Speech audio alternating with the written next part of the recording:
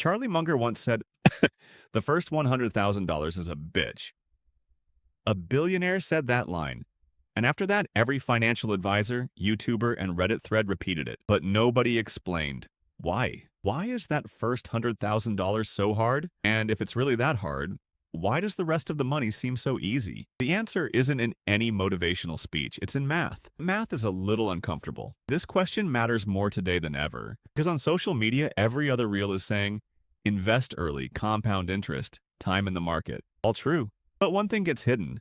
Compound interest only works when there's a base amount, and building that base is the biggest obstacle. People think making money is a linear process. Invest a little, it grows a little, then grows more. Reality is completely different. Reality is exponential. And exponential curves have a cruel feature. In the beginning, they look completely flat. Let's understand this with numbers. Say you have $10,000 invested at a solid 10% annual return. In 1 year, you get $1,000. Coffee money. Nothing. You have $100,000 at the same 10% return. In 1 year, $10,000. Like a good salary bonus. In both cases, the effort is the same. Same market, same strategy, same time. The only difference is the base amount, and this is what people don't understand. Compounding doesn't create money, it only multiplies existing money. If the base is small, the multiplication will be small too. That's why the first $100,000 is different. Because to get there, compounding doesn't work. Only your active labor works. Your salary, your saving discipline, your overtime. There's no shortcut there. You have to earn every dollar yourself, save it yourself.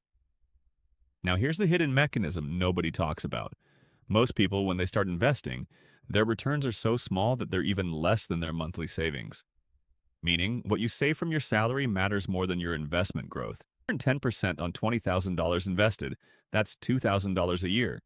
But if your saving is 6 times more powerful than the investment return. This means, until your portfolio gets close to $100,000, your biggest financial asset isn't. Your biggest asset is your income and discipline. And this is the gap between reality and hype. Social media says invest and let it grow. But it doesn't, and without a base, compounding stays a theory, not a reality. This is why even high earners sometimes stay financially stuck.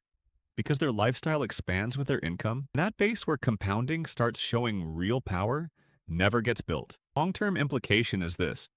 The more time you spend in this early phase, the more your future timeline shifts. Every year of delay doesn't just push retirement or financial freedom back by 1 year. Because of the exponential curve, it can push it back by many years. So the real question isn't, does compound interest work or not? The real question is, can you survive the phase where compound interest isn't working yet? Where every dollar feels slow, boring, and the reward feels invisible. It's people who leave this boring, invisible, unglamorous phase of impatience or distraction or reach the point where the real magic begins. So the question isn't how fast your money will grow. The question is, can you hold on the flat line long enough until the curve bends upward on its own?